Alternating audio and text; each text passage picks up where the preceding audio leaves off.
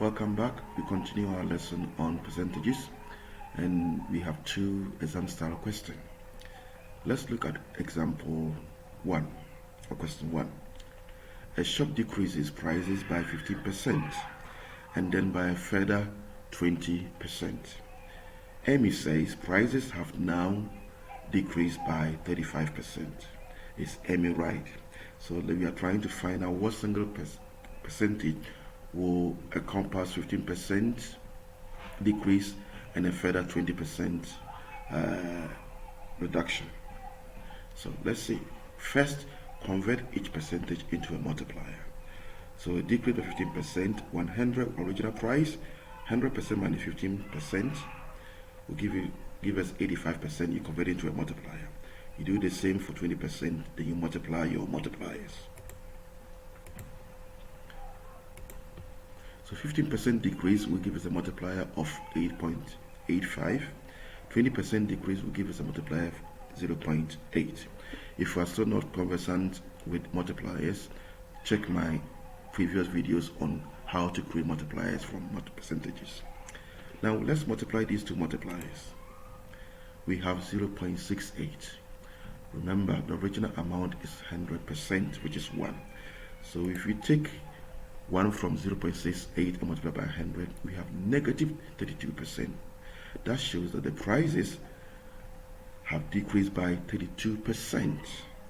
So if Amy says 35%, that is not right, because from our working out, prices have decreased by 32% and not 35%. So this is how you answer question in an exam. You need to conclude by comparing your answer with what is given in the question. Remember, a negative answer tells you a reduction. A positive answer tells you an increase in percentage. Question 2. A circle's radius is decreased by 6%. Find the decrease in the circle's area. Now, the formula for a circle is pi r squared, or pi times radius times the radius again. And because the radius is going to be reduced by 6%, the effect is only going to happen on with the radius and not the pi. So area is pi r squared, and the multiplier effect will be on the radius. So let's start. 6% decrease, a multiplier will give us 0.94, because 100% minus 6% is 94%. You divide it by 100, that gives us 0.94 as a multiplier. So our r is 0.94 of the radius. So the formula pi r squared is pi times 0.94 radius r squared. Now when you expand this bracket, you have 0.8836 pi r squared.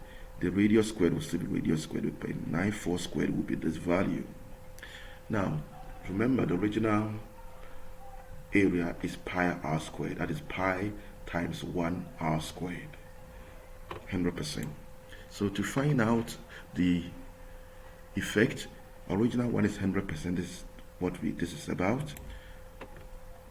Take away 1, which is the 100%, from this, multiply by 100.